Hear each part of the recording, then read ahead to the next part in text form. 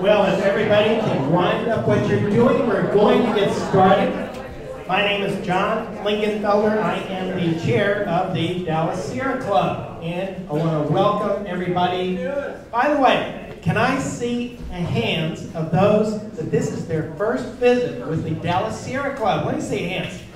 All right, very good. Thank you very, very much for coming to visit with us. I think the rain has kind of reduce the number of people who normally have, but hey, we're going to have a good time anyway. It started in just 1 minute.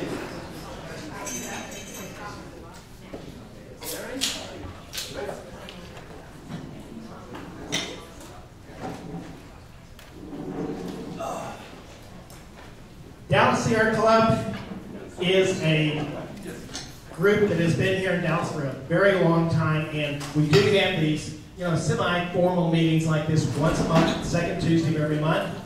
But we also have a really informal meeting after this meeting over at Rio Bravo Mexican restaurant. And one thing that we do, they have very good drinks, and we usually sit on the patio. We're going to spring for nachos. They have these crazy nachos, and they are very good. So we want to see everybody over there. He's springing up, not flashing.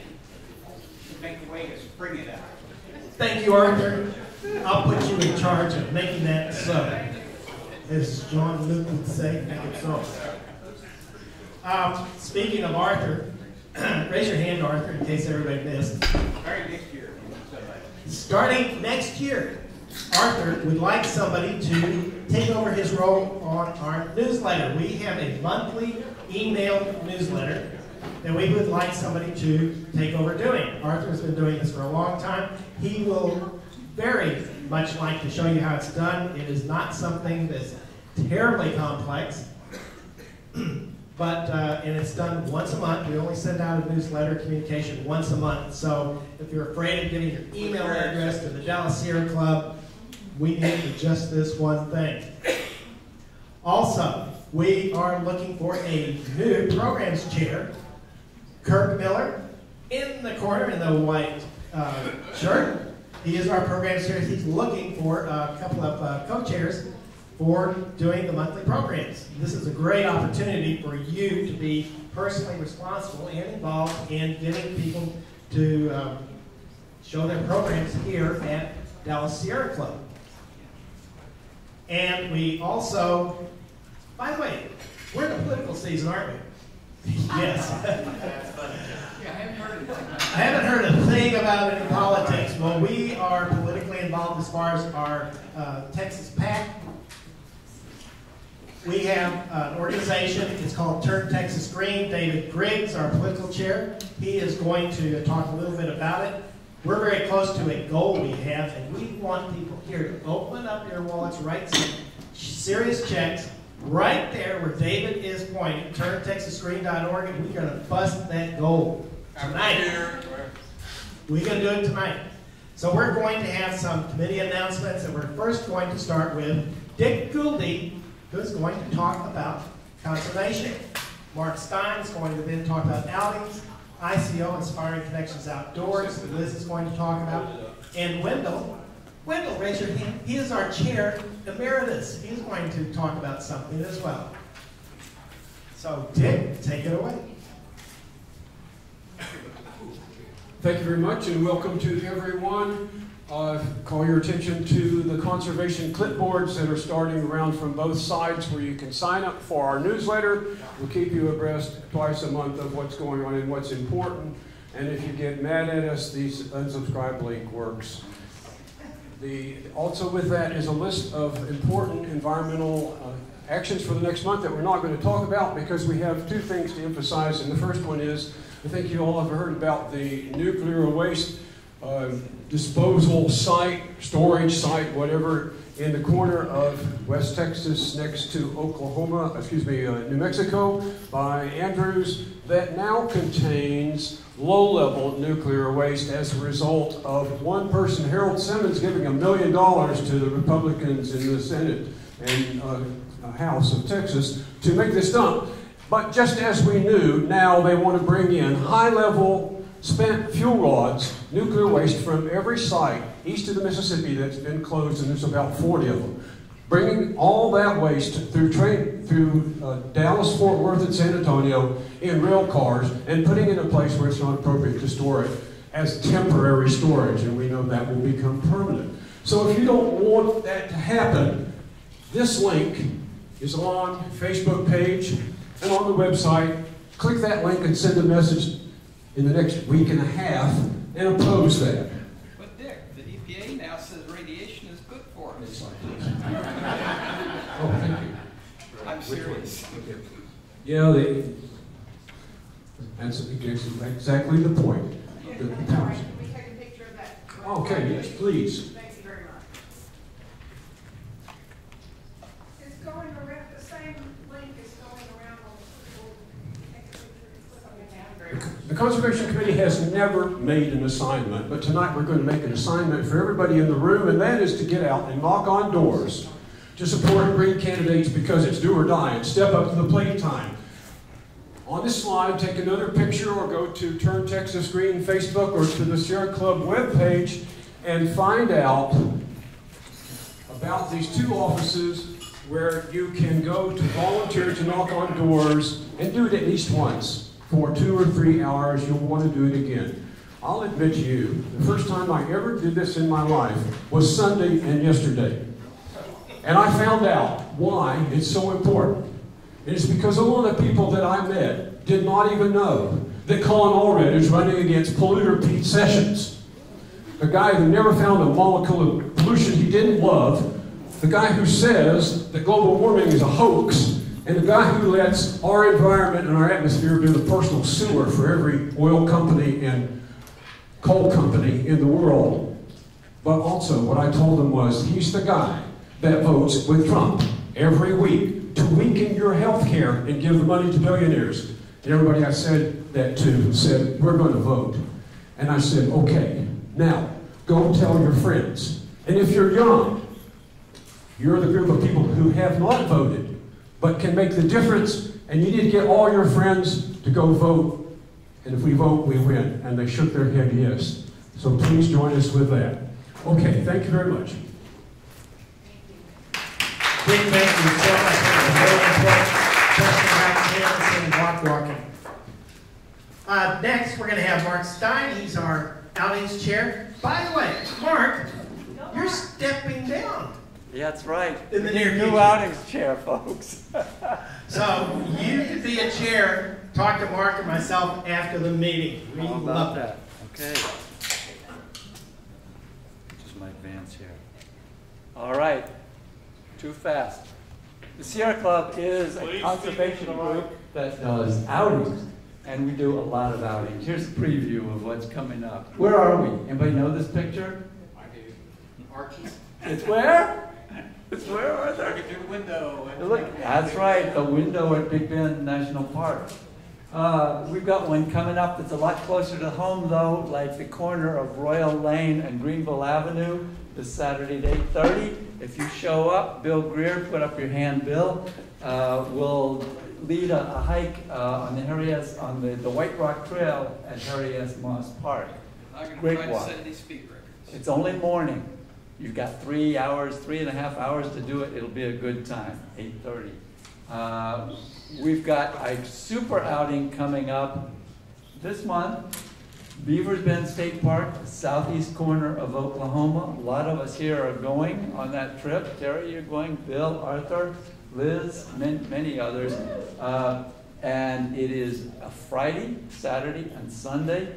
It is a beautiful state park. You can stay in rustic cabins or you can tent. It has a bathhouse with hot showers, flush toilets, all that good stuff. Or you can go primitive if you want to. We will have hikes you can do. You can rent the kayaks and canoes that they have, horseback riding, lots of stuff. Kid-friendly too. But the sign-up date is a week from tonight. We need to have a head count. And you says Friday, but that doesn't mean you have to take off Friday. You don't. Go after work on Friday. You can come after work, you can show up Friday. If you want to get up super early on Saturday, you can come out then if you want to. And it's all over by 11 o'clock on Sunday. And it's only $40 for the weekend. Right? Add $15 and we'll throw in dinner for you. And we've got a backpacking trip for beginners at Caney Creek in Arkansas the first weekend in November. Bill is leading that trip. And more opportunities for leadership. We really need outing leaders, particularly day hike leaders. And to encourage that, we've got a 2-day program lined up to give you the training you need to be an outing leader. It's not that difficult to do. You can check the website, and my contact, or I think it's Liz's contact actually, is there. We'd be glad to tell you how easy it is to become a Sierra Club outings leader. If we become a leader, can we get an interesting hat like that one? Sure, you can have any hat like that you want. It's worth it to us. Back. I thought there's one more on the big bend over there, but is there one? Oh, okay, and these are the dates. We have set them now for the annual bus trip to Big Bend National Park. It is the last 2 days of February and the first 4 days of March. But don't worry, it's not that much time because we leave in the evening. We leave at night after work on one night, on the Wednesday night. We'll get you back before the sun is up on the Monday morning after that. So you can get by with only missing 2 days of work while you're out there, and you get a hike for 4 full days out there. It's a great trip. One more that I didn't make a slide about, and I could kick myself. What is the biggest bird in North America? Whooping crane. Yes, it's the whooping crane. 6 feet tall, like the same as me. Wingspan, about 7 feet. It's longer than mine. And there are only between 500 and 800 of these birds left. It was the flock was down to about 20 in the 1940s. It's made a dramatic comeback, but it's still a rare bird. They're on their way from North Alberta to Texas right now, and we're going there on the 10th and 11th of November to see them. This is not a hiking trip. It is not a backpacking trip. It is what we call a car camp, which means you drive your car down there and you camp. We have reservations at a campground, or you can stay at a motel of your arrangement in nearby Rockport. You can stay in Victoria on the way down. Show up at 10 o'clock on Saturday morning, and we have arranged for a ranger or volunteer guided tour of the Aransas National Wildlife Refuge, where the whooping cranes hang out. We will do an 18-mile drive, or if you want to, you can bring your bike, and then we'll stop at points along there at nature walks and platforms to see the birds, the alligators, and the other wildlife. The next morning, we're done after breakfast, but here's the best part. If you like, you can stay on, and we have reservations that you can transfer into your name for the boat trip out to see no whooping cranes. Wendell says this is the best way to see the cranes from Captain Tommy's boat. So it's going to be a fantastic trip. It's limited to 12 people, so the first people to get their checks and their applications in get to go on the trip. It's online. Yes, Terry? What's the date? Date is 10-11 of November. The 10th is a Saturday, the 11th is a Sunday. I think most people who are going will probably start the drive down on Friday night, stay midway, and then go on the next morning. Fee is $60, plus there's an additional fee for the boat ride if you opt to stay for that on your own on Sunday. Okay, thank you. Mark, thank you very much. And Liz would like to pop up here with Liz Whelan is our Inspiring Connections Outdoor.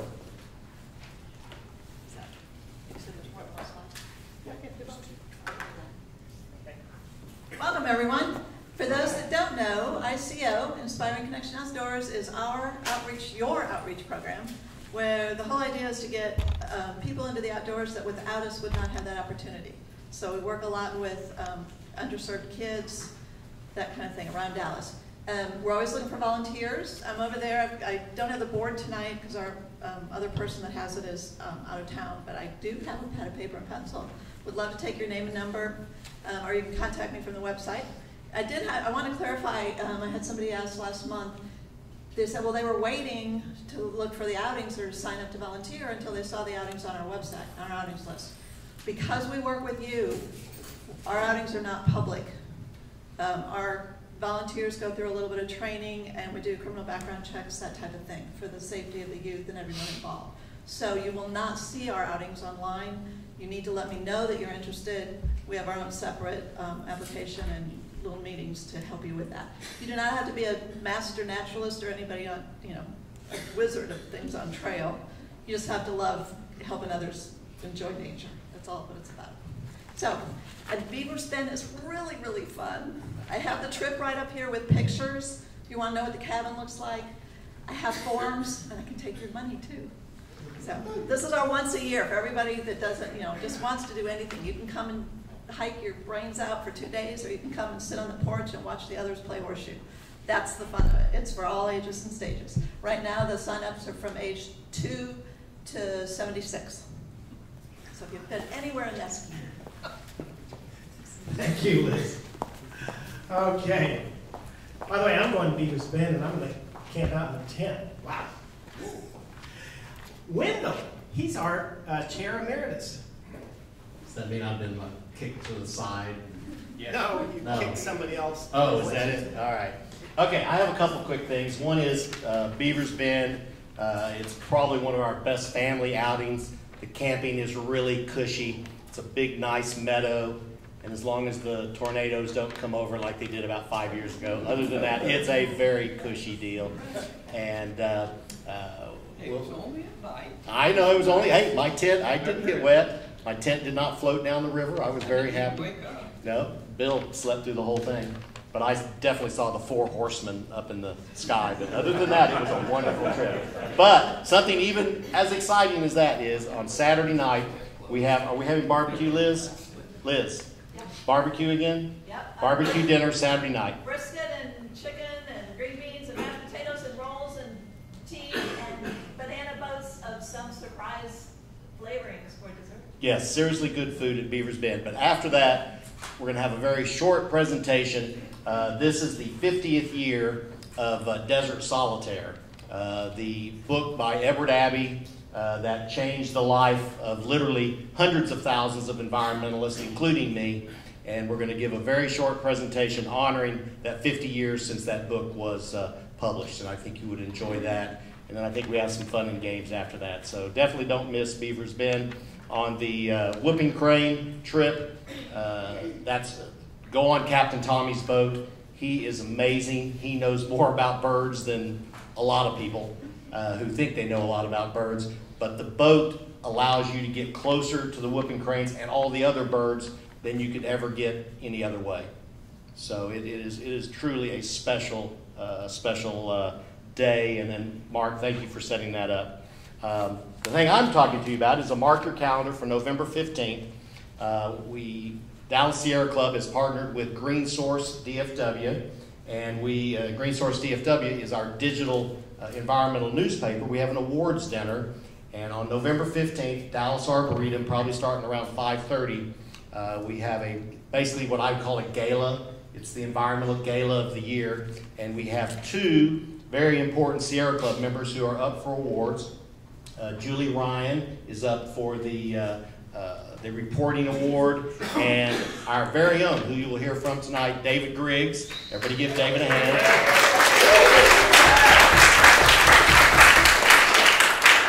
David is up for Volunteer of the Year award, and he has some tough competition, but I feel sure that the Sierra Club members have been stuffing the ballot box in the way only we can do. But it is now there's no more voting. It is in the hands of the secret judges, who are so secret even I don't know who they are. But we need to be there to support our fellow Sierrans. The food is great. We're going to have a keynote speaker from Tree House, the environmentally friendly retail store. And then I just got confirmed today that we're going to have a very, very special musical guest from the one of our local Native American associations are bringing some unbelievable musicians and will make a great presentation. So that's November 15th. You can see me afterward and I can give you the information, or just go to greensourcedfw.org and you will find all the information. And I'll give it back to John, who also will be a short timer. He'll be kicked to the side. Sorry. No, No? won't be kicked. Oh, okay. Gracefully exit. We'll draft you again, Wendell. I know. Okay, Kirk Miller is our program's chair, and he is going to be stepping down as well. So you can be the next chair. By the way, to repeat, if there is anyone here who needs to register to vote, we can do that for you tonight. So please see. Last day. This is the last day. Who is going to be the deputy registrar? Crickets. There are several. Oh yes, there are a few. I'll turn it over to Kirk. A couple announcements.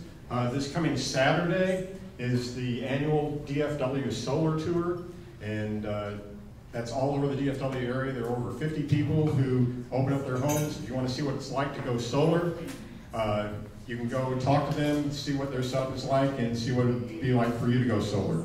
You can go to our website on the calendar for this Saturday. It'll have a link to the website for the solar tour. It also has a link to a map that shows all the 50 different houses that you can go see. So it's pretty cool. Go check it out. Then the Saturday, the 27th of this month, there is a free electronics recycling event in Richardson at Richardson Square Mall at the corner of Beltline and Plano Road. Take any of your electronics, old TVs or phones or stereo equipment, whatever, computers, and recycle them for free. That's from 9 in the morning to 1 afternoon. And as John has already said, I'm stepping down as program chair, so I'm looking for 2 people to take that over. We've already got 1 person who's volunteered to do that, so we just need someone else to pair with them. And if there are certain programs or subjects that you want to see in our programs, great opportunity for you to do that and share the responsibility with somebody else, so it's really not too difficult to do. Okay, our first presentation tonight is about the Environmental League. That's an organization that works with students to educate them about conserving our environment. The Environmental League was nominated for a Green Source DFW Sustainable Leadership Award this year. And not only that, they are now one of the 3 finalists for that award for the Green Program. So here to tell us about the Environmental League is Jim Lord.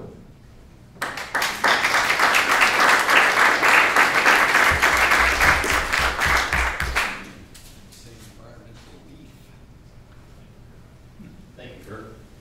Actually, here to tell you about the Environmental League is Stephanie Jackson. So I'm going to let Stephanie run through her presentation. And one of the things she's going to mention is our certification course for chapter leaders. The student officers of the chapters also have to take this course. And this is last year's class, but I'm just going to pass these around if you want to take a look at them. We have another class coming out on November 3rd. But anyway, I'm going to let Stephanie give you our presentation. Here we go. Good evening, everybody. Oh, come on, guys. I work with high school kids, and they're louder than you guys. We're the fun team, right? Because we're the ones that like to go outside and do wild, crazy stuff, hang off cliffs, and do that sort of stuff. I know you can get louder, so come on.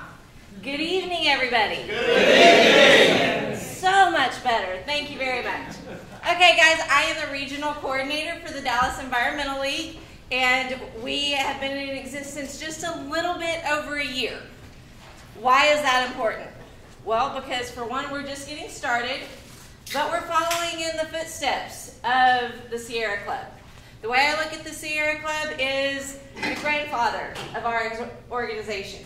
We're trying to get, well, We're a year, y'all are what, 100? 25. There you go. So when I say Sierra Club, what are some of the words that you think that describes the Sierra Club? Mountains. John Muir. I'm sorry? John Muir. There you, John Muir. Conservation. Conservation. Hiking. Okay. So when I say the Environmental League, pretend like you can't see Wild Impactful Adventures, but what words do you what words come to mind when I say the Environmental League? Team. Adventure. Adventure. Impactful. There you go. Environmental. So what does the Environmental League, what does it kind of sound like? And this is kind of how we came up with the program. Remember, this program is right now directed at underserved youth.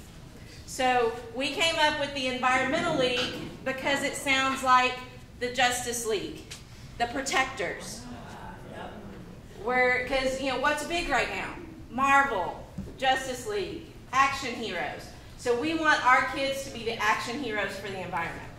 And so that's where the thought process for the name, Wild Impactful Adventures, is because 99% of our kids have never left the city of Dallas. Think about that for a minute. And I'm sorry, I'm going to get kind of emotional, because these kids, I work at a school, I went to Conrad High School. My husband's the director for Hillcrest. And the school that I work at is African Asian immigrants predominantly. We have over 100 languages spoken at our school. And even though, yes, they come from Africa and Asia, it's a completely different situation than what they're currently living in. We're a million times better, even though they are from some of the most beautiful places in the world. They didn't actually see them. They think of nature as the littered park of Fair Oaks Park across the street, and that's nature, that's normal. Nature decay. So we came together, a group of my environmental students. I had a group of 10 seniors. We decided we wanted to do the EEI Service Water Conservation Project. And we were trying to think of what's a great project. And we couldn't figure out anything.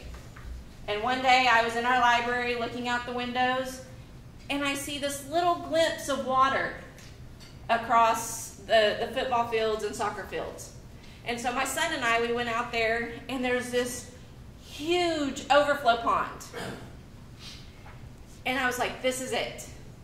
Because the pond is beautiful, but when you look at the bed, it was literally filled with trash. Yeah. This is literally 30 feet from the back doors of Conrad High School. And there's 10 acres of that. There's 10 acres of what looks like this. And this is, you can see how close it is to Conrad, and then up where it says Fair Oaks Day School is, that's where our Parks and Recreation program that handles that area, they have an office there. And then the squiggly lines up at the top is the southern part of Harry Moss Dorba Trails. Are most of y'all familiar with Harry Moss, the Dorba Trails that are right there by the soccer fields? So, I hope that's not where you're hiking this Saturday. yeah, if y'all are hiking this Saturday, I think that those are closed. We're on the other side of the creek. Good. Okay. So, we called our local park and we said, hey, we want to clean up this pond, and we want to see if us removing the trash is going to improve the water quality, improve the water flow, and improve wildlife. Are we going to see more fish? Are we going to see more birds?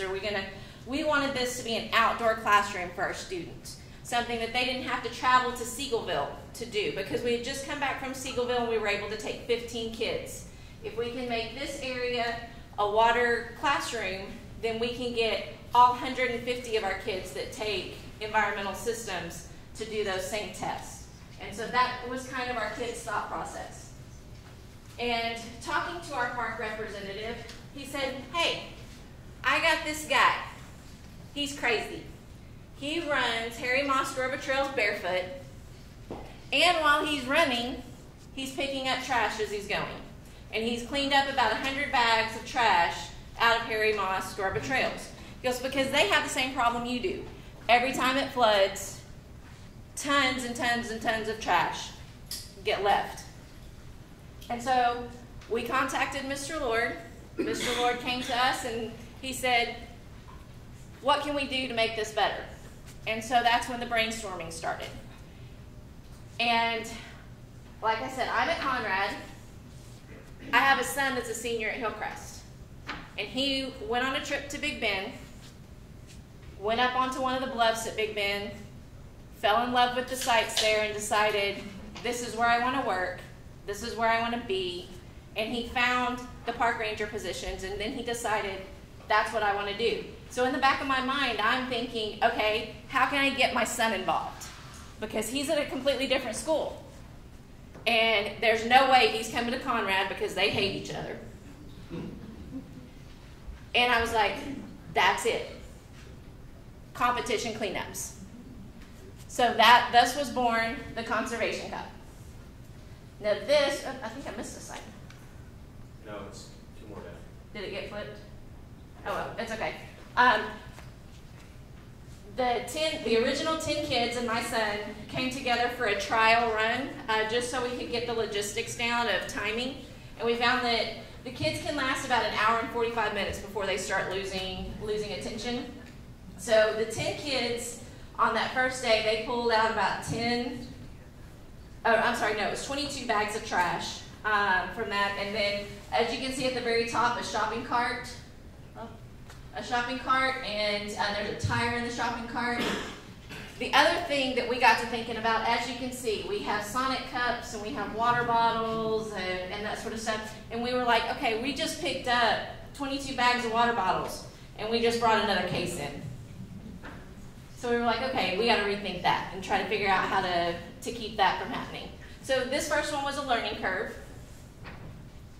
And then after that process, our kids took their project to the EEI Water Conservation.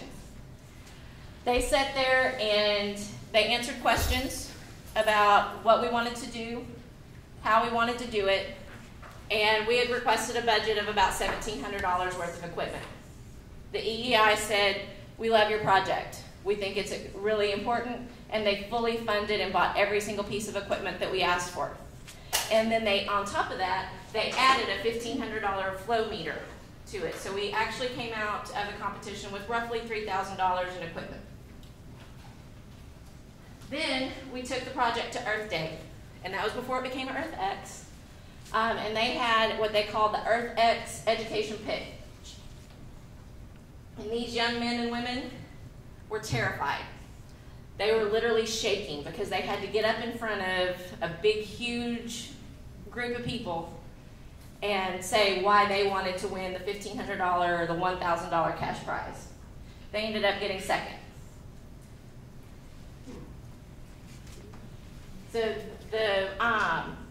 this is the Conservation Cup. Is it skipping? Yeah.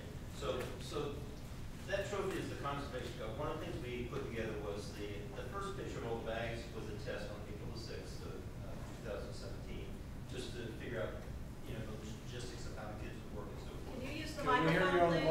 please? Thank you. Sorry. Sorry guys, for some reason it's, the slides are skipping. And then in May the 8th, we had the formal Conservation Cup, and what that was to pit one high school against another high school, and we had 85 students show up and about 20-something adults as chaperones.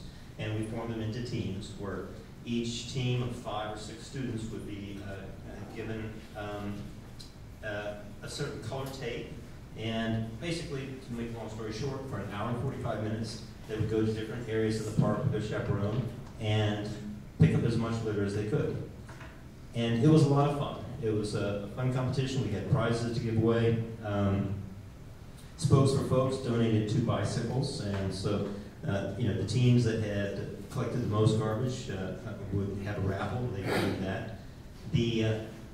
There were 2 teams that represented schools, 1 team for Conrad, 1 team for Hillcrest, and the team that got the most bags in 2017 got that Loving Cup trophy that you saw.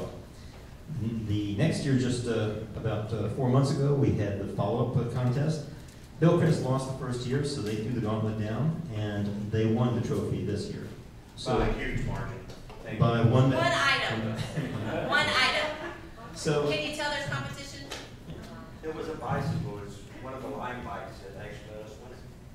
That's true. That's true. But so the idea there is to create a something that will carry on forward, without get a little momentum going, between these schools. In the spring.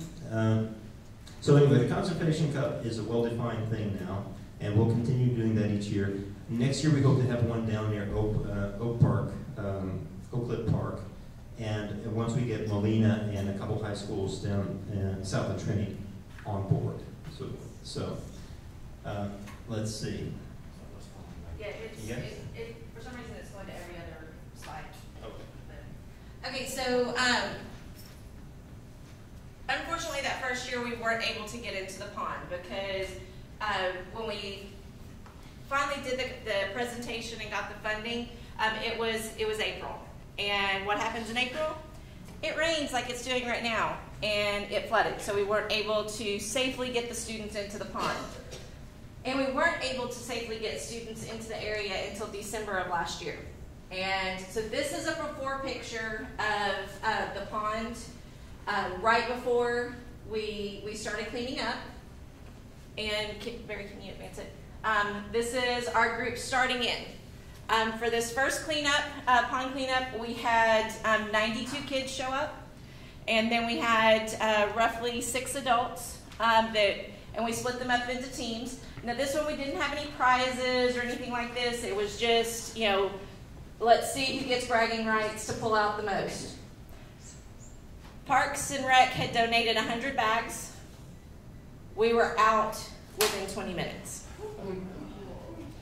So then became the craziness of, can you go back please?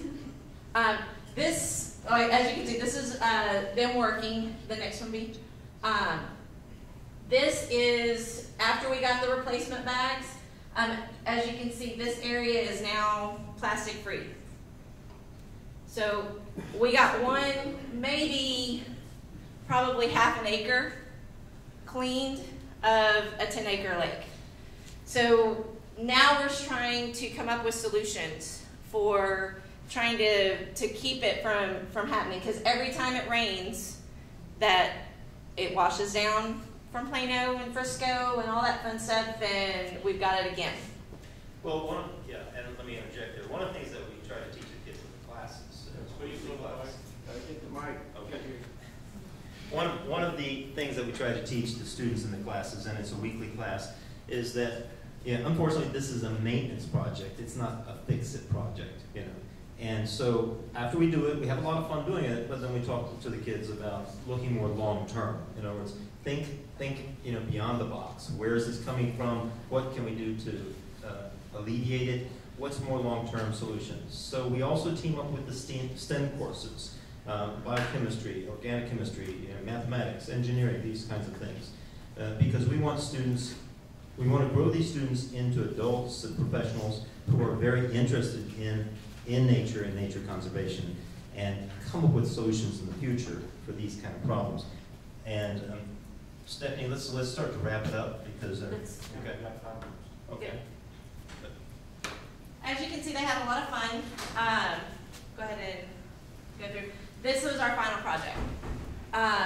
We were out for roughly an hour and a half before we ran out of bags again. Come to find out, we didn't really run out of bags. The teams were hiding them because they didn't want the other team to get them. So, like I said, you want to entice students, make it about a competition, because they don't want the other school getting more than they do.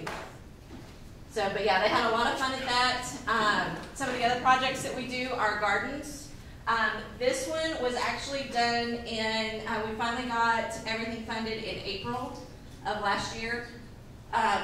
This year. And we've got herb gardens, we've got eggplants, all different kinds of peppers, jalapenos, squashes, and then this year we're starting a monarch butterfly on the other side courtyard, and then the next slide.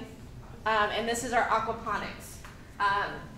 We actually had to completely pull our aquaponics down because it was growing actually into the lights, and so we had to basically harvest everything, and we're starting over from scratch. Now, obviously you can see we have a lot of fun. This fundraiser, unfortunately, though, was a flop because the kids didn't realize what pie in the face meant. So we only had about 10 kids show up to do the principal, pie in the face, and assistant principal and teachers. This is actually our principal who had had pie in the face the day before, pieing our assistant principal and one of our teachers. Now, the really important thing for us, this is what we could not do, what we do without. The Trash Dash is our main fundraiser. Does anybody know what plogging is? Plogging. Plogging, P-L-O-G-G-I-N-G. Okay, it came from Finland. It's a Finnish, a Scandinavian country, and it's basically picking up trash while you're walking or jogging. And so what we did is we developed a 5K based on the concept of plogging. So basically you run through Harry Moss Storba Trails, and every so often you have a station, and you have to drop a piece of trash at the station. If you choose not to pick up a piece of trash to drop at the station, then there is an exercise like 15 jumping jacks or 3 burpees. Thank you. And so we had 162 runners, and that you can see, Barry, can you, these are some of our kids. No, keep going. And this was our winner. Now why we do what we do. And this is some of the trash we picked up. Scholarship. The young man that you saw in the first... Stephanie, you have about 2 minutes. Okay, he got a full ride scholarship, and 100% completely paid for. He's going to an environmental school. It's actually Sierra Club's #1 cool school in the country. And they offer 2 full ride scholarships to environmental students every year. Okay, next one. But this is the main reason. This is our end of the year school trip. We took the kids to Lake Oshawa in Arkansas, and we did the night bird cruise. They got to go kayaking, snorkeling. But this next picture, this one right here, is the one that really gets me every time. Because this young man, was born in Dallas, lived in Dallas all his life, never set foot outside of the city of Dallas. And all he wanted to do, he goes, "Miss, can we go fishing? I just really want to go fishing." And so we got him a fishing license and got him out there, and he caught his first fish.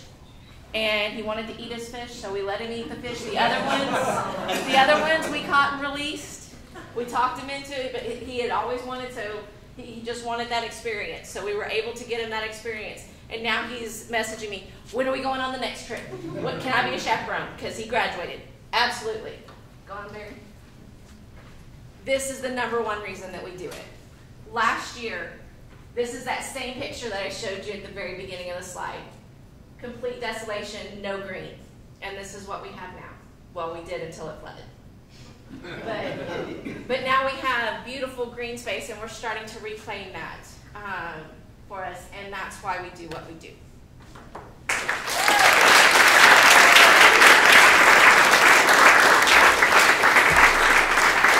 Thank you all very much. And as Stephanie said, our main fundraiser is the Trash Dash. If any of y'all know any businesses or anything that might like to help us sponsor it this year, I put a couple of our sponsorship documents up here. Just feel free to take one with you. Okay? Thank you all very much. Also, if you'd like to get more involved, individual or Sierra Club as a whole, these are our upcoming events. You can reach every one of these going to the the-eovl.org. Well, thank you ever so much. Really appreciate you being here. That was great. I am just so impressed. By the way, if I didn't mention it, yeah, I mentioned it, didn't I? We have calendars and desk calendars for sale after the meeting over there. Yep, Ginger's already out calendar. our calendar girl, Ginger, our membership chair, as well as pullovers and t-shirts. So be sure and stop here on the way out the door to Rio Bravo.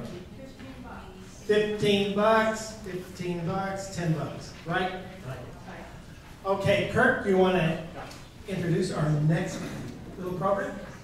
Okay, our next presentation is by David Griggs, who's our political chair. He also has been, as John mentioned, he's been nominated for a Green Source DFW award, and he also is a finalist among one of the three finalists for Volunteer of the Year. So he's going to tell us about candidates who are friendly to the environment. So take it away, David. Thank you, Kurt.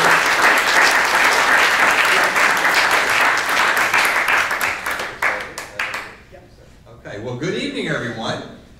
Some of you were here last month to hear part one of our political program. Well, we're here. We don't need all the lights. That's good. That's good enough. I want to see you. I want to see your reaction when we talk about it. And I want you to see the candidates, some of whom are here, and representatives from candidates are here. But in case you hadn't heard, there's an election coming up next month. May or may not have heard about it. It's kind of one of those midterm elections that typically don't mean a whole lot. However, this year it kind of has a little bit more importance than usual. And so tonight we wanted to talk about that. The Sierra Club is very much involved in protecting the environment, not only with conservation efforts to try to get the elected officials and those who are decision makers to make the right decisions, but we try to help influence who gets there to make those decisions, because quite frankly in Texas we have a problem, and that problem is that many of our leaders in Austin simply do not reflect the values of pro-environmental causes. We've made some progress at the local level. Our Dallas City Council is a little closer to being an environmentally friendly council. We still have work to do there. But at the national level, especially in Congress and the White House and in Austin, we have a lot of work to do. So tonight we want to talk about our political program for the general election. We have a few candidates here, and we're going to have them introduced in a moment, and some representatives of candidates. But this is part two of our political program. We had a short version last month.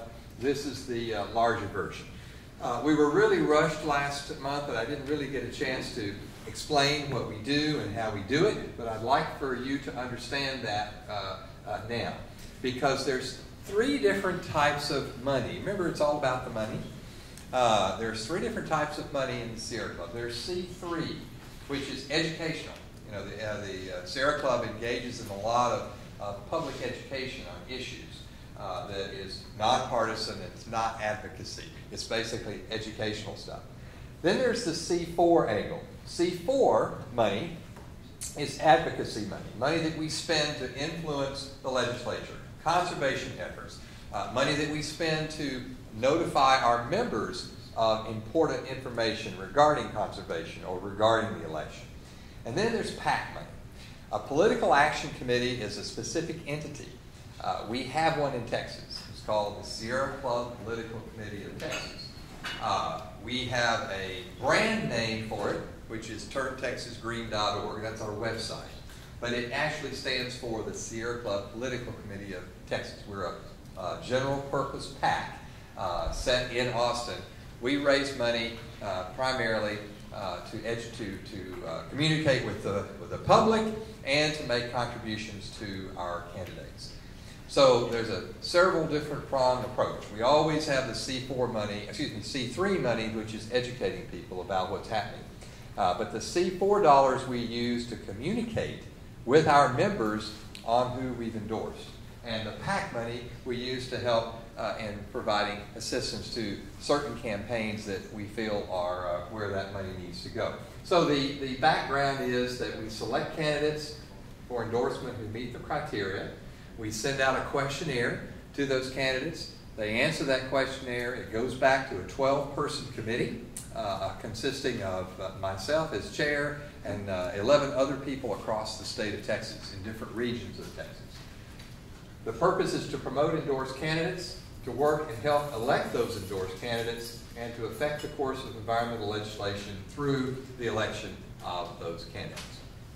And if you are a volunteer next spring, when we have our legislature, you will see just how important it is to have the right people there who will hopefully support the legislation we want to support or stop the bad legislation that we need to stop. Okay, what's at stake? I don't think I need to tell this audience what's at stake. Everything's at stake. In fact, I'll tell you something that's happening right now. Many of you have not been tuned into it because the news hasn't covered it. But there is a hurricane that is going crazy right now in the Gulf of Mexico. It's Hurricane Michael. And just tonight, I saw a text that the climate scientists are amazed by this. This hurricane is not performing the way it's supposed to. It is very, very strange. They were saying that around the eye of this hurricane, the thunderstorms are exploding, literally exploding. They haven't seen that before. They haven't seen the way in which it's moving. It's not moving according to what they think. It's getting more energy from the Gulf than they anticipated. And what was supposed to be a Category 2 hurricane is already a Category 3 and growing. And it's supposed to hit tomorrow. So if it takes longer, it could be a 4 before it hits. So this is very strange. The climate change that we are experiencing, stronger hurricanes, more water. This morning in our house, we had 5 inches of rain in 3 hours. Amazing what is happening. So we have some issues that we need to deal with. Just yesterday, the UN came out with a climate report that said that things are a lot worse than we thought. You know, we have to keep our warming to 1.5 degrees centigrade over pre-industrial levels, or we're going to be in real trouble. And we could face catastrophic problems in the world by 2030. Guess how many years from now that is? That's only, what, 12 years from now? Before we could have some real catastrophic, as if we're not already experiencing it. So what's at stake? Well, that went a little too fast. Well, control of the United States Senate is what's up there in dark. Control of the U.S. House. Control of the Texas Senate and the Texas House.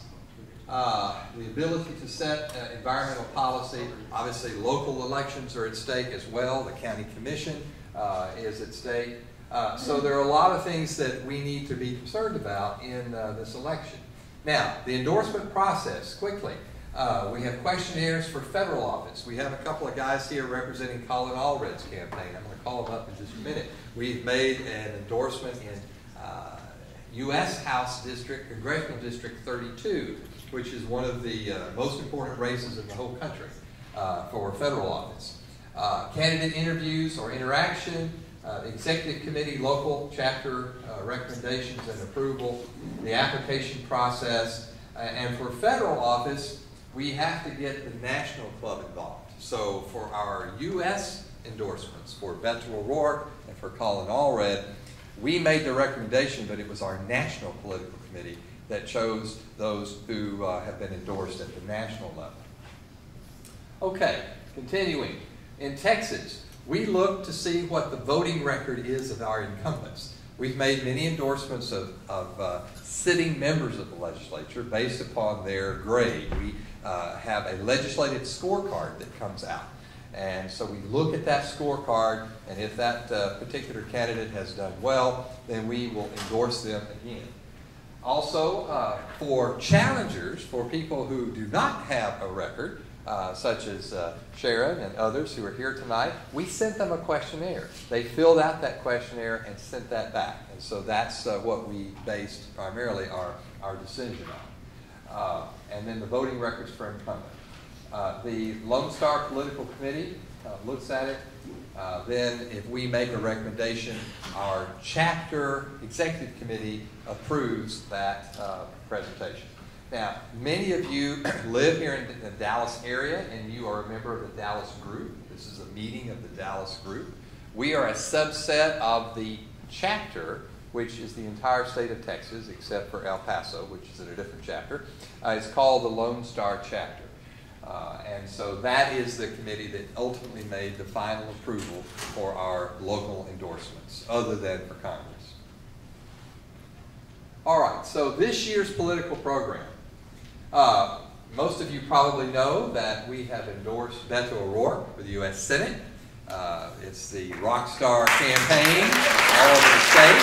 How many of you were at the festival Saturday night? Raise your hand. We had a wonderful booth there, and several of you. Raise your hand if you volunteered at our Sierra Club booth. Thanks to all of you who did that. Beto spoke to a crowd of 5,000 or 6,000 people downtown at the new park that's in front of the old municipal court building called Main Street Garden. We had a tremendous opportunity. How many of our brochures did they take? Probably 50 or 60. I mean, yeah, Ginger was out there, with her Vanna look, trying to hand out those things, and people were grabbing them, and they were grabbing the tree bumper stickers as well. It was a tremendous day and a whole lot of interest in our booths at the Buffalo Tree Festival, it was called. Plus, the bands were exciting as well. So Beto spoke. Now, for Congress, we've made an endorsement of our incumbent Congresswoman, Eddie Bernice Johnson, in District 30. Also, Mark Vesey in District 33. That's a district that covers Dallas and Dallas and Tarrant County. And then Colin Allred, U.S. Congress in District 32. So what I'd like to do is call on these guys to come up. Let's see, we've got Robert and who else here? Daniel. Rob and Daniel are here from all different parts of the country for Colin Allred's campaign. Y'all come up just a minute, tell us who you are, and really, really briefly what Colin is doing and what kind of support he's looking for. Okay. Hi everyone. My name is Rob, and I'm Daniel. First off, thanks so much for having us this evening. We're happy to be here. Rob's going to start out by giving you guys a look at how the election's going and where we are 4 weeks out. Where is his district? Tell us that. Okay, before I start, I just want to mention that me and the Sierra Club actually share a common birthplace of San Francisco, California. So there's a little commonality there. But Texas 32 basically spans North Dallas. So if you go from uptown, take the North Tollway straight up to the border with Collin County, and then you go east over to Lavon Lake, and then spill over to Wiley, and then down to Garland, and that's pretty much the extent of our district. I think there's about 780,000 people that live in our district.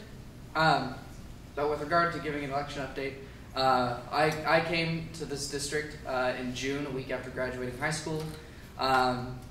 And back then, the odds were certainly stacked against us. I mean, we had a 20-year incumbent.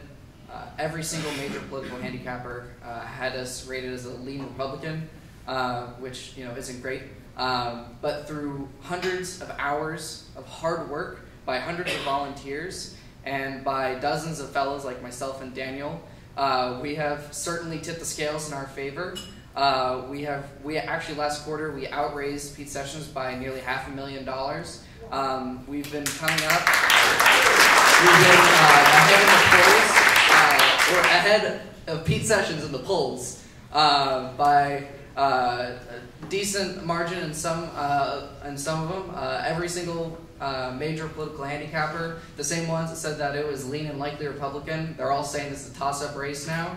And this has all happened because the people of North Texas have realized that it's a time for change, that what's going on in Washington is not right, and that Colin represents a breath of fresh air, and he wants to make policy for everyone. So, Pete Sessions. Right, exactly. And so quickly looking to the environment, Colin is keenly aware of the role the United States plays as a global force for climate action. He was very discouraged last year when this administration pulled out of the Paris Climate Accord. I think understands the role the United States plays and the commitment it has to renew to its allies and to ourselves, really. That being said, Colin, is a native Texan. He was born here, went to Hillcrest High School, and he knows the power of Texas. Right, Texas is a global power in energy. Right now, I think it leads any other state in wind energy production, and it's growing its renewable energy sector at, I think, either the fastest rate or one of the fastest rates out of any state in the country. So part of the answer really does lie here in Texas, and Colin is aware of that.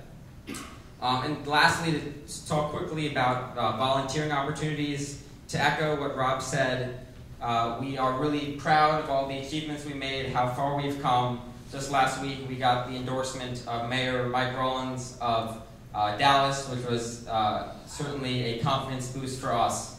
But as I'm sure many of you know here, these elections really do come down to October and the last 4-week push. So it's really all hands on deck now, and all the volunteer support we could get, knocking on doors, making phone calls, is really how we're going to win this election. So to quickly talk about that, our office, headquarters is located in Richardson. The address is 1701 North Greenville Avenue.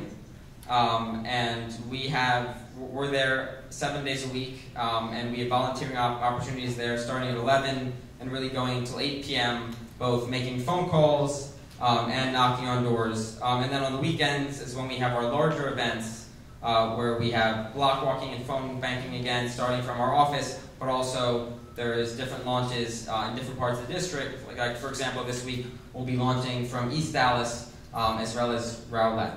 But if any of you are interested at all in volunteering in any capacity, come see Rob or I after this, and we'd be more than happy to let you know how you can get involved. Thanks so much.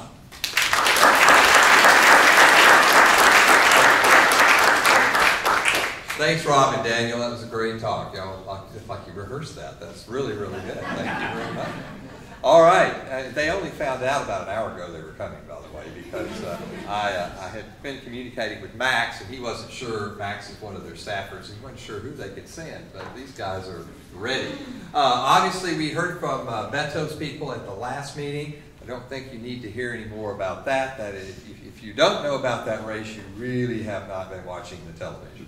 But that is one of the biggest races in the whole country is our U.S. Senate race. Okay, let's keep going and talk about our statewide endorsements.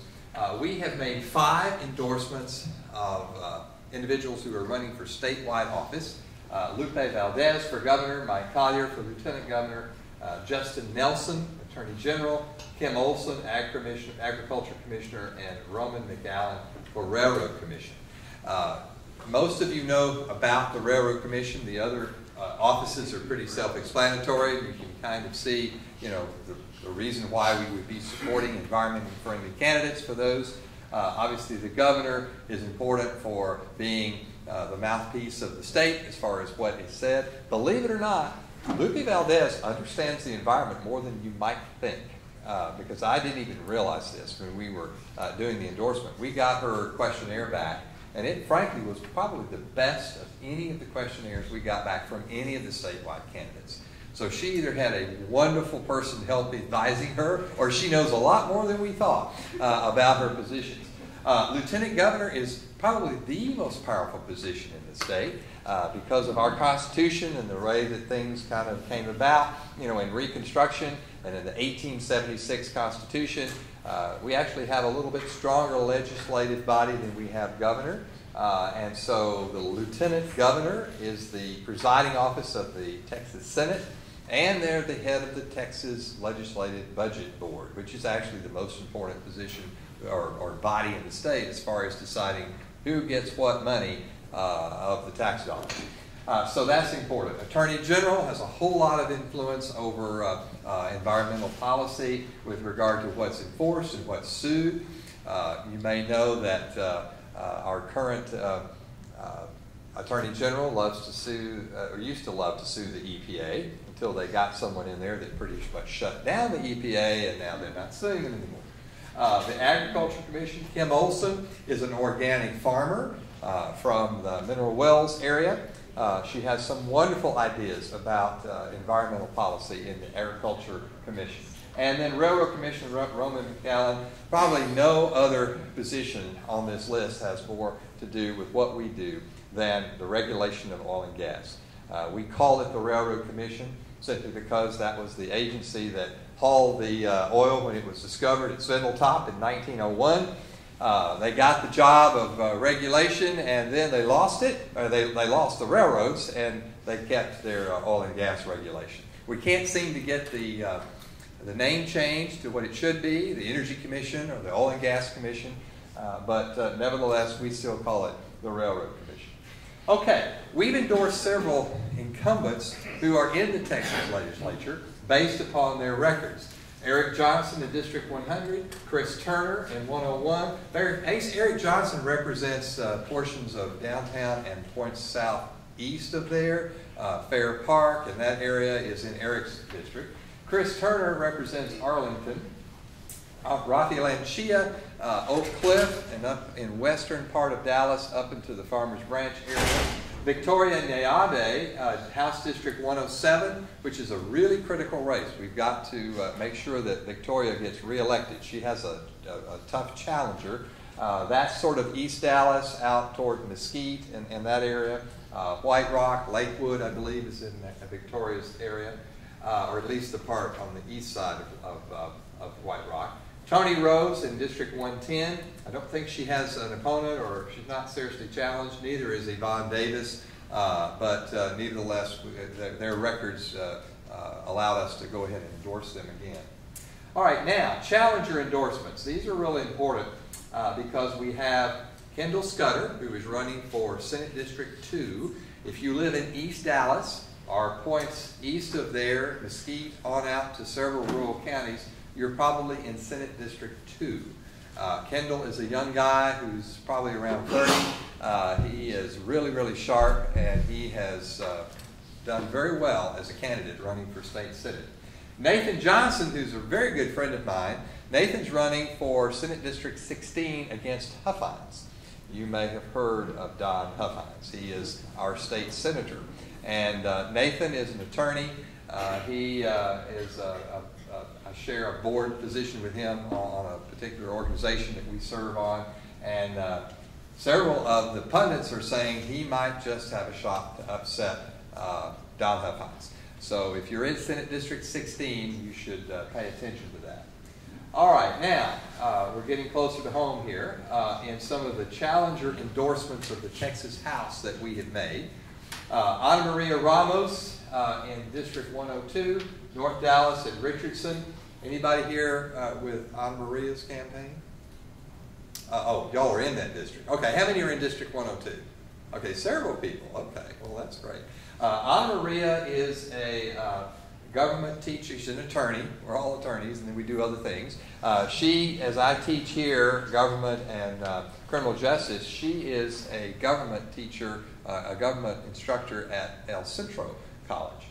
She is running for House District 102. Terry Mesa is running in House District 105, which is Irving and Grand Prairie. That's the district that she lost by 64 votes 2 years ago. That's how close she came. So if anyone knows anyone in Grand Prairie and Irving, anybody in her district, you think, we need to support her.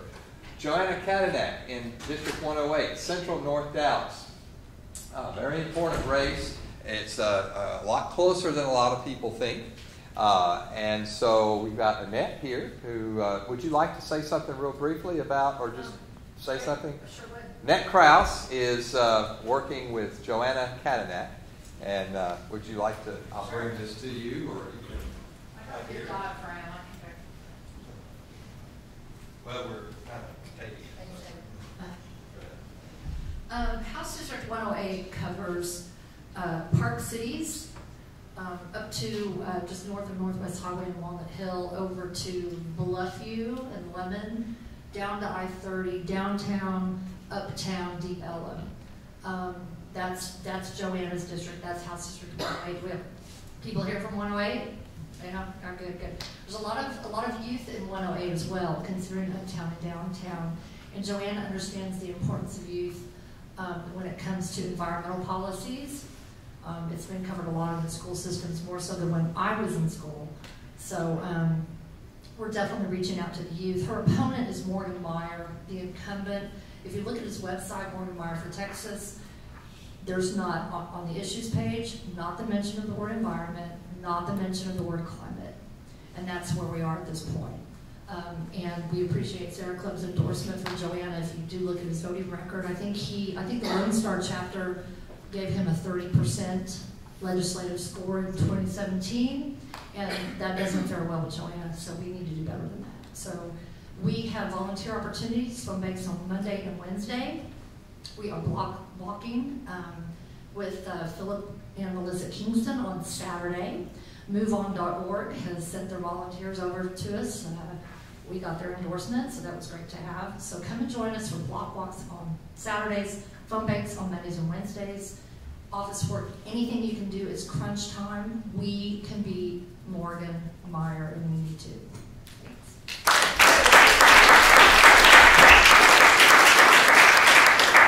Thank you for coming, Annette, and representing Joanna. Brandy Chambers is running in House District 112, and that is Richardson, Garland area. Angie Chin Button is the incumbent there. Anybody in that district? Okay, you're in that district. Well, four people are in Brandy's district. She has really championed the environment. And I can't tell you who it is, but she's gotten the support of a very, very important environmentalist who has money. And so she's so excited about that. And she's made the environment a very important part of her campaign. Retta Bowers in House District 113. Retta's someone we endorsed last time. And she came very, very close. And we've got Carol and a couple of people. Would you all like to say something about Retta's campaign? Just briefly, please. Sure. This is kind of the far eastern edge of Dallas County. It's a long district. It goes all the way from Garland to Sunnyvale. So tell us a little bit about Retta and what she might be used for. Hi everyone, my name is Carol Ramal. I'm the field manager on Retta Bowers' campaign. Retta Andrews Bowers is your candidate for state representative of Texas House District 113, which covers parts of Dallas, Garland, Mesquite, Rowlett, Sunnyvale, Seagoville, Balk Springs, and Combine. And we're very glad to have this endorsement and the support of Sierra Club. Thank you guys so much for endorsing us in the past and once again now. Retta has dedicated her commitment to the environment when she served on Parks and Recs Board in the city of Rowlett. She worked very hard to preserve pristine public parks, and once again to help with natural disaster relief after the tornado came to our district. Retta was on a task force to oversee that so people could recover from the natural disaster. And we know that the environment, this issue cannot be put off until tomorrow or put off to the next generation. It is pressing and it needs to be addressed now. We're very concerned because the future of the air we breathe and the water we drink and use to grow our food and feed our animals, we're concerned the future is looking grave. Our carbon footprint is gluttonous, and our campaign works very hard to be green. We're working very hard to go paperless where possible, and we have a few different measures also to promote environmental sustainability. But because I don't want to take up too much of our time today, I would be remiss if I didn't tell you all about our field activity going on, which is actually why Retta could not be here herself tonight. She's in the field, and as you know, the voter registration deadline is also tonight. So she's out there actively registering voters at the last minute, making sure their voices are heard at the ballot box. I'm also, like I said, the field manager, that's why I'm wearing all green today. I was in the field, but I thought you guys would appreciate it. I thought you would appreciate the green. Now, we know the research, the data, the science, everything points in one direction. And we're very concerned about that. We're going to work and do our best to preserve our environment when we get to the Capitol. Now, I just want to thank you all for your support and let you know that we are phone banking every night of the week. You are welcome to join us at our headquarters at Firewheel Town Center in Garland, or virtually phone bank from the comfort of your home. And really, because I know you guys like outings and going outdoors, I'd love for you to join me at a block walk on the weekends. Winnie Cannon was just walking with me on Saturday, and we had a great time. We talked to a lot of voters and got our message out there. People are excited. People are ready for change. So thank you guys so much for having us here today, and thank you for your continued support.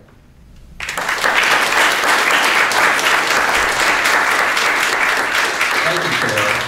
What great talks we're getting tonight. This is really, I'm really professional, and you've got your elevator speech really prepared. Thank you for that. Retta, you all remember from 2 years ago. She came very close, and we had a big event for her, and she actually came to our meeting. So thank you for coming. John Turner, another friend of mine, who is an attorney with Haynes and Boone. He is running for House District 114. This is the district where the incumbent was defeated in the primary. Jason Villalba was the incumbent there, and he was defeated by Lucy Ruby Ryan, or whatever her name is. Very, very conservative woman who, they have all sorts of nicknames for her, but she's a very conservative lady, and John is actually given a chance to potentially pull off an upset in that district. It leans Republican, but as all of North Dallas that went for Hillary last time, anything is possible. We just got to make sure that there's a strong turnout. John would be an excellent state rep. He, in fact, served on the board of directors of the League of Conservation Voters, so he has a background in environmental advocacy. And then Julie Johnson, right here in this district. Julie was at our meeting last month, so if you remember, Julie came and spoke to us. She could not come tonight, but she came last time. Is anybody here from her campaign? I actually called to see. I just want to make sure I'm not missing anyone. Julie is running against Matt Rinaldi, who is the incumbent state representative. And he's the one, remember, who on the floor of the House, and they were debating the Show Me Your Papers bill, pointed to the gallery with the Hispanic people and said, I'm going to call ICE for all of you to take you away. And then he told the guy that he was arguing with that he was going to put a bullet in his head. And that's our state representative, House District 115. Julie has done very well. She's raised an absolute fortune. She has like 11 staff people for a state house race. And so she has every single one of them out working tonight, and that's why they're not here. But Julie's going to win. And so everybody in House District 115, be sure you support and help Julie Johnson. Okay, now, Collin County and Denton County. We've made some endorsements there, and we're planning some help for some of these candidates, which we've never been able to do before, in notifying our members of our endorsement.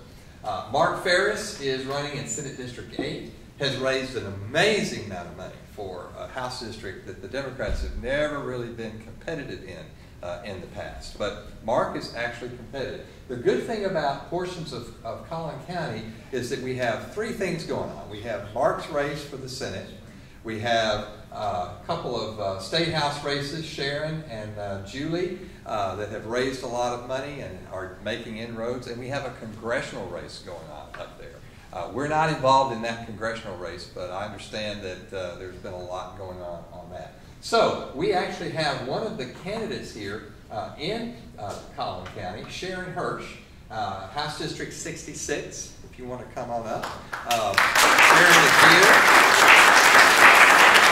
Sharon's district, and you can correct me, I'm somewhat familiar with these districts, but you know probably every street, is basically the southwestern corner of Collin County, which would include most of things straight north from here, the portions of Dallas that are in Collin County, do you go up to Frisco? You go that far? To 121. To 121. So if you live in this corner of the county in western Plano, you're probably in Sharon's district if you live in Collin County.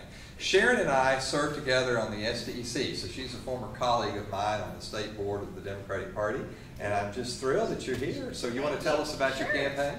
Yes, thank you so much. I really appreciate having your seal of approval on my campaign. I am up there in what some people believe is hopeless Collin County, but no longer.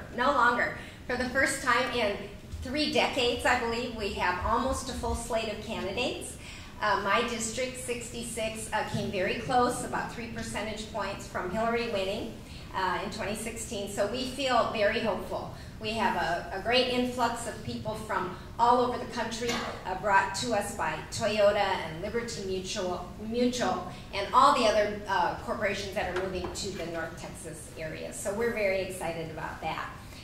We have exceeded all expectations in our campaign in terms of fundraising, volunteerism, etc. So we are very excited.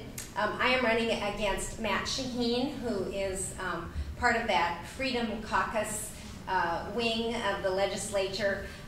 He is not only anti-environment, anti-education, anti-labor, so we have a lot to fight for and against in this campaign.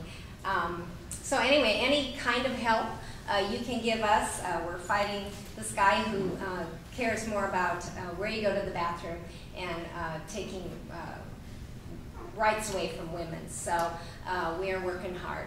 I will send you links to a virtual phone bank if you want to do that to help us out. We're block walking on Saturdays and Sundays, so any help you can give us, we truly appreciate it. So thank you again for that seal of approval, and we're going to make some inroads in Collin County. Thank you.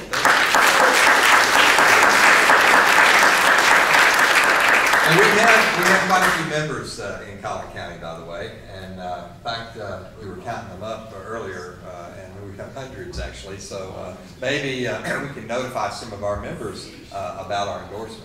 Anybody here from Michelle or Julie's campaign? Just want to make sure.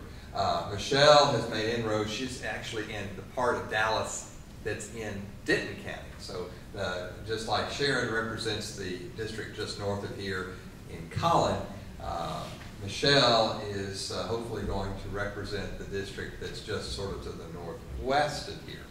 And Julie Luton is the McKinney area, and Julie has done a great job. She got the Dallas Morning News endorsement, which was a real boost for her campaign. Okay, now we've made some county-wide endorsements as well. In addition to all the state legislative offices, we are electing county commissioners and a county judge here. Clay Jenkins has been a real champion for the environment for us. He's been our county judge. He actually does have an opponent. It's not a real serious opponent, but nevertheless, you run as if your opponent is serious, and so we are supporting Clay for him to come back. But there's been one position on the county commission that has not been a friendly position to the environment, and that was the county commissioner number 2. That individual is retiring, and we are quite concerned that the Republican candidate who is running is going to be far worse. We know Winnie Cannon, who answered our call. She's a very strong environmental supporter, and she is running for District 2, and Winnie is here. Would you like to come and talk to her?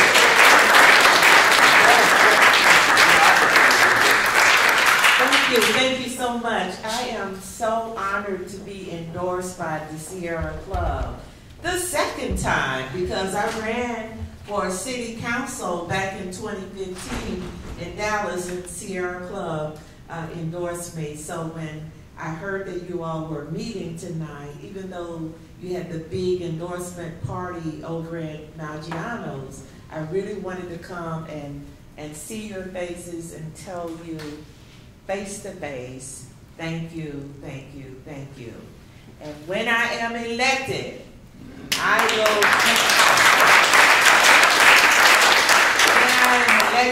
will definitely support our environment. I really am very concerned about, we have a lot of apartments, and many of the apartments, don't have the ability to recycle. So, we have to have national and global initiatives, but we have to start at the individual. What can each person do to help our environment? Now, District 2 is a phenomenal race because not only do we have an incumbent going out, this is the first time that we've ever had a person from the Democratic Party to ever run. And right now, we would look at District 2 from, let's go all the way over to North Lake and Las Colinas.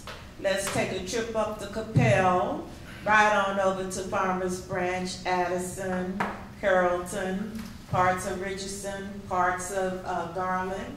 Go all the way down to the Park Cities. Let's go over to Lake Highlands. And while you're driving, why don't you get back in your car and go over to Rowlett? Did I say Garland? Did I say Wiley? Did I say Sashi? Is it gerrymandered? Yes, it is. Now, but you know, we got a lot of, we have 350,000 registered voters in District 2. And while the odds, everybody is saying, why is she running? I'm running because you know what? If we don't take a stand, then we will end up having a dictatorship. You know, in countries, there are countries that they have only one power, and that power dictates to everybody. And we are in America, and as bad as things get, we have to rise up. I would not be running for this office, trust me, after I lost in 2015. I said, oh, I ran for office. Okay, that's something I did. You know, it's a lot of work. I have to sacrifice a lot to run. But then after 2016, when we knew we had that election, and we woke up and we saw the results, and then we see, you know, our position nationally going in the toilet. We see everything talking about being environmentally friendly. Not only do we have garbage in our lakes and rivers and our parks, but we have garbage in, you know, the mindset that we see in different positions. So I decided that I would go ahead on and run and see what the people want. It doesn't, you know, when it comes to the air you believe, the air that you breathe is not Republican, Democrat, or independent. You know, these are basic, nonpartisan issues. Your hospital, your taxes, you know, the quality of life. Do you have livable wages? Is this a place where businesses can grow and be job creators? Everybody paying their fair share. So I'm Winnie Cannon. I think I'm doing well. I'm getting ready to go. I think I'm doing well. You know, I'm at the bottom of the ticket, and so I don't have money to get posters and know what's going on. But you know what gave me my real indication that I'm doing well? My Republican opponent sent out a letter today and said, we're in trouble. Those Democrats may take over the whole thing. She doesn't really live in District 2. She lives in South Dallas. Now, David, you know me. Would I be the type of person that would pretend? Well, the truth of the matter is, so that you all can know, when they told me, when we were lining up, when the Democratic Party was lining up the slate of candidates, you know, they told me they wanted me to run again. And they asked me what I wanted to run for. And I've been an attorney for 35 years, and I'm a former associate municipal judge. And they were trying to get me to run for one of them judicial spots. And, you know, I didn't want to do that because I love practicing law and I love helping people. You know, I represent veterans and I represent the people who really don't have the big dollars. I'm a people person, okay? So then they said, well, look, this is the political landscape. This is open, and oh, there is a county commissioner seat. So I ran. I ran because, you know what, if I didn't run, do you know this is, okay, when the moon is in the 7th house and Jupiter aligns with Mars, this is the kind of time that we are living in. Because with Beto at the top of the ticket, with strong candidates up and down the ballot, this is our time. And my Republican candidate is very afraid. My Republican friend called me up and said, Winnie, my husband told me to tell you that if the sign, if you need a sign, then this is the sign. All of the signs in our neighborhood who had J.J. Koch's now all have Dental signs. So that's my sign. So, thank you so much. If you need a yard sign, see me after the meeting. Thank you, David.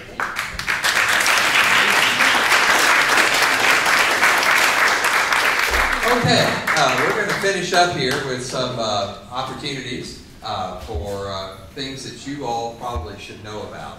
Block walking. Most of these candidates have weekend block walks. Some of them have block walks every night. I know Julie Johnson literally has them 3 times a day, 7 days a week. You know, some candidates are really, really busy. Phone banking, general office assistance is often used when needed. Early voting, poll volunteering. Haven't heard much about this yet, you guys, but you all are going to start wanting to get your volunteers out to help during early vote at the early vote locations. That's coming up. The Super Weekend, October 27th and 28th, is a huge GOTV. Y'all know what GOTV, right, is? Get out the vote.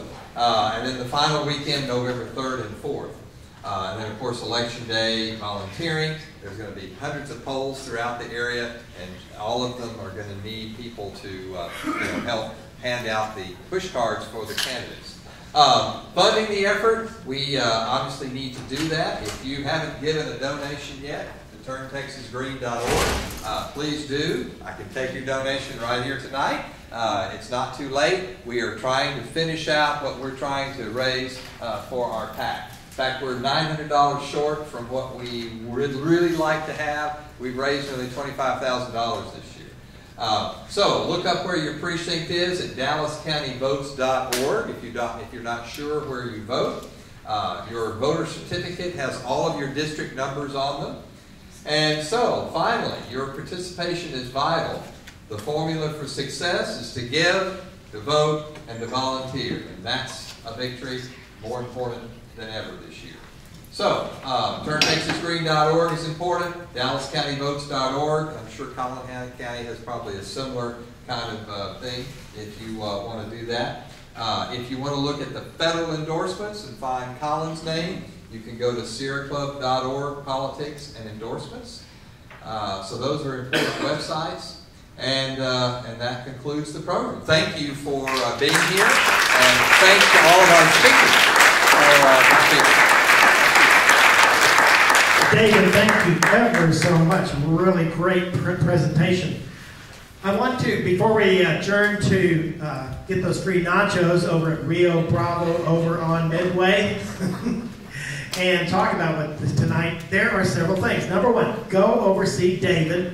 Let's get that $900 to reach our goal, okay? Go over there. Also, over there we have food. And Kirk has said, thank you. We have our own family. He said, we need to get the food. If you want to take it home, he's got some containers. Is that right? Good deal. Come up here and buy a t-shirt or a polo shirt, $10, $15. And our membership chair, we have calendars, $15. We have test calendars. Popular calendar in the United States. The most popular calendar in the United States. Get out. No. Really? Always been. No wonder I have one every year. Gosh. I like it. Anyway, is there anything else that I'm overlooking? Oh, there is. I just saw her. Helen, raise your hand. Helen is our secretary. We have our XCOM meetings, and Helen has been our absolutely fabulous secretary for all these meetings. She would like to pass the baton to somebody to become a secretary to take notes and publish our minutes each month. So, if somebody would like to do that, it just involves going to the XCOM meeting, which, by the way, in case you don't know, everyone who is a Sierra Club member is invited. First Wednesday of every month over at Whole Foods. So, what all have I forgotten? Anything else? Tick-tock, tick-tock, tick-tock. No? Okay. See you next month. Where are we going to be next month? And the Christmas party. And we have a Christmas party in December. The holiday party. I'm sorry they keep pounding on me. Holiday party. And El Phoenix, someplace down in Dallas, you know, and I'm from Collin County. I don't, you know. December 9th, Sunday, December 9th, holiday party. Free margarita. See, John, you give away free nachos. I give away free margarita. You know, I think that come January, oh, never mind. That's another story. Anyway, thanks everybody for being here. It was a pleasure. Look forward to seeing you next month here, same time, same place, okay? Thank you very much.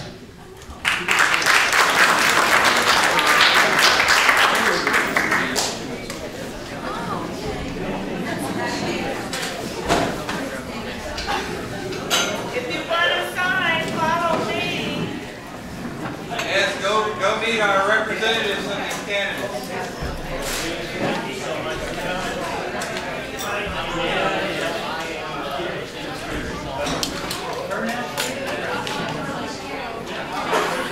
Say, if anybody is a voter deputy registrar, would you come up to the front? We do have some